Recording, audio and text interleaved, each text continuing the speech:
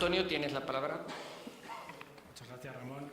Muy buenas tardes a todos. Muchas gracias al Instituto Aragonés de Fomento por la labor que hace y por darme a mí la oportunidad de comentar nuestra experiencia en un sector pues como puede ser el del turismo y el de los servicios.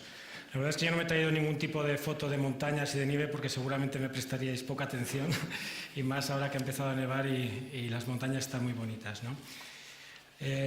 Todos estaremos de acuerdo que estamos viviendo en un mundo, yo creo que de constante cambio, disruptivo, donde los comportamientos de nuestros clientes están cambiando de una manera tremenda y además los está asumiendo la sociedad de una forma muy rápida. Ya desde los más jóvenes hasta los más mayores se han acostumbrado a comprar, a informarse de una manera que no sucedía hace unos años. Y las organizaciones, nuestras empresas, pues tienen que ir un poco entendiendo ese cambio para adaptarlo a su forma del trabajo diario, ¿no? Yo hoy pretendo simplemente comentaros de una manera pues breve, en 7 minutos, ya 6, pues las disertaciones que llevamos internamente para tratar de adaptarnos a este nuevo modelo, ¿no? Sin duda, hace 20 años, casi 20 años, cuando a Formigal le concedieron este premio, yo revisando notas lo que veíamos es que estábamos metidos en temas de FQM, calidad, se hablaba mucho de sorprender al cliente, superar las expectativas. Pues bien, hoy, 20 años después, el cliente, ese cliente que nos consume productos o servicios, sabe muchísimo, muchísimo de nosotros antes de venir a nuestras instalaciones, ¿no? O a nuestras empresas. Sabe porque le suministramos nosotros información a través de la web, a través de 1000 canales. Sabe porque otros usuarios que han estado previamente comentan, hablan, porque hay empresas que además aglutinan y ayudan a que esa información sea accesible. Y por consiguiente, cuando llegan a nuestra casa, pues saben mucho de nosotros, ¿no? Y es más, cuando están ya dentro de nuestra casa, todo el mundo va con un smartphone, va con Twitter, va con Facebook, comentan en tiempo real cómo les estamos suministrando la experiencia o el servicio que les damos, ¿no?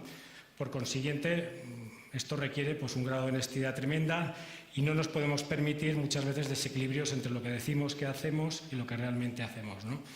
Y eso supone un cambio de forma de proceder brutal.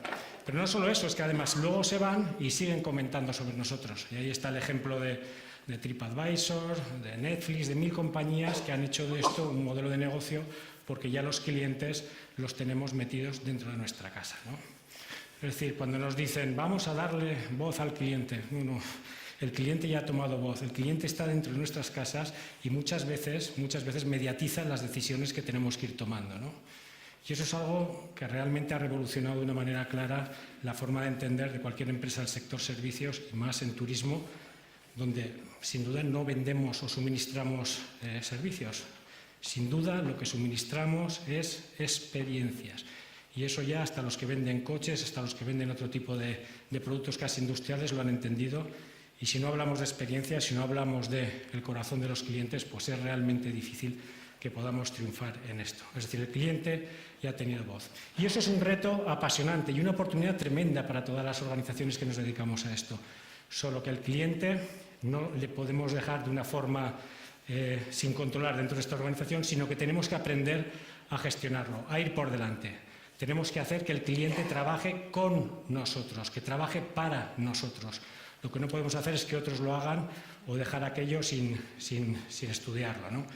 Es decir, y hay muchas formas, yo hoy no me puedo entretener, pero hay que rastrear la web, rastrear las redes sociales, nuestros proveedores, la competencia, pero hay un ruido ahí que hay que saber segmentar, trabajar, para que el cliente podamos provocarle, le podamos ayudar a que trabaje con nosotros. Solo así convertiremos a clientes en fans, solo así podremos provocarles para que nos ayuden a tomar decisiones con nosotros. Y de esa manera, sin duda, tendremos fans, tendremos clientes que se pondrán la camiseta de nuestra organización y que serán muy fieles.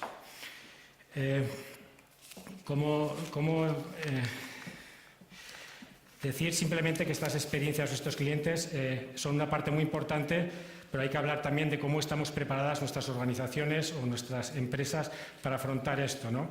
Y en ese sentido, pues la otra parte importantísima es el trabajador o la persona que trabaja dentro de nuestras organizaciones.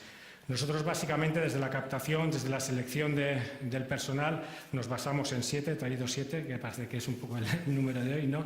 Y usamos un poco la imagen del cliente, la imagen de nuestra organización, fundamental. El segundo punto es la confianza. Le tenemos que dar confianza vía la formación. Tenemos que articular políticas en nuestras compañías que generen confianza también en los clientes. Nosotros hemos desarrollado seguros de mal tiempo. Si hace mal tiempo según tu criterio, no te preocupes, que no te cobramos el forfait. Hay gente que devuelve el dinero. También el mundo de Internet está ayudando a esto. Confianza, segundo punto. El tercer punto es la pasión. Gente en un sector como el nuestro, sin duda, sin pasión es imposible. El siguiente punto sería la involucración. El cuarto, el compromiso. No sé si es el cuarto o el quinto. La humildad y la empatía. Y el último, sin duda, la alegría. No me voy a extender en ellos, pero para nosotros os quiero transmitir que son los valores importantísimos de lo que son el personal. Y ese personal se tiene que enfrentar a ese cliente que cada vez está más dentro de nuestras organizaciones. Y tenemos que plantearnos si nuestras organizaciones realmente están preparadas para poder lidiar con toda esta nueva problemática. Hoy en día, yo lanzo ya prácticamente mis dos últimas reflexiones. Si no tenemos clientes con modelos de autogestión, con capacidad de resolver problemas en el momento en el que se están enfrentando al cliente, seguramente estaremos fuera del mercado en poco tiempo. En la medida que el cliente va cobrando poder y trabaja con y para nosotros en nuestras organizaciones, el trabajador y colaborador de nuestras organizaciones tiene que ir adquiriendo cada vez más poder. Y eso cambia radicalmente el modo de entender de muchas organizaciones que vienen de un sistema postindustrial jerarquizado, estanco, donde realmente cualquier tipo de decisión pasa por 1000 barreras, pasa por 1000 departamentos y que es muy difícil llegar a dar una solución a ese cliente en ese momento. Por consiguiente, diálogo cliente con trabajador es fundamental y la organización tiene que supervisar un poco todo este marco. La última es que los sistemas de gestión, la forma de organizarnos también en las compañías, modelos de FQM, de gestión propiamente dichos y otros muchos, son válidos, pero siempre y cuando sean flexibles, siempre y cuando sean capaces de aportar flexibilidad, romper, quitar barreras y andaríamos más en organizaciones pues, mucho más cerca de lo que se llama holacracia, ¿no? Resumo y acabo, los clientes empiezan a trabajar para nuestras organizaciones, nuestros empleados tienen que tener muchísima más capacidad de autogestión y tenemos que hacer las empresas mucho más sencillas si queremos estar vivos en los próximos tiempos. Muchas gracias.